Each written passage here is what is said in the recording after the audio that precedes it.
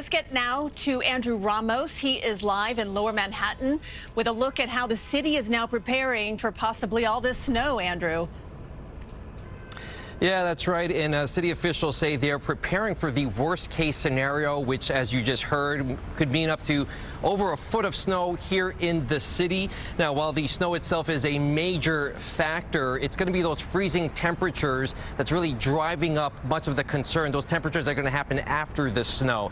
Now, the city's emergency management is urging all New Yorkers to have contingency plans, specifically for young people and the elderly. Now, Mayor Mamdani held a briefing earlier today outlining just how the city is getting ready for this storm, saying that nearly 2,000 sanitation workers will begin 12-hour shifts starting Saturday morning. Now, state and local officials agree that this is really going to be a community effort, making sure everyone is going to stay safe.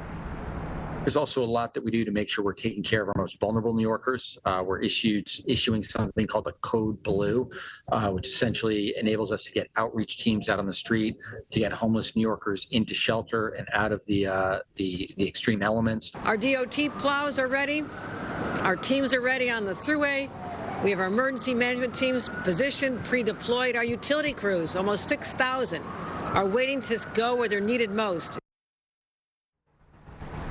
Back here in the city, Mayor Mamdani acknowledged that this forecast may change. That's why he's encouraging all New Yorkers to sign up for Notify NYC. That is the city's emergency alert system, so they could get the latest updates and information about this situation that is still evolving. That's the latest here live in Lower Manhattan. Andrew Ramos, CBS News, New York. All right, Andrew, thank you.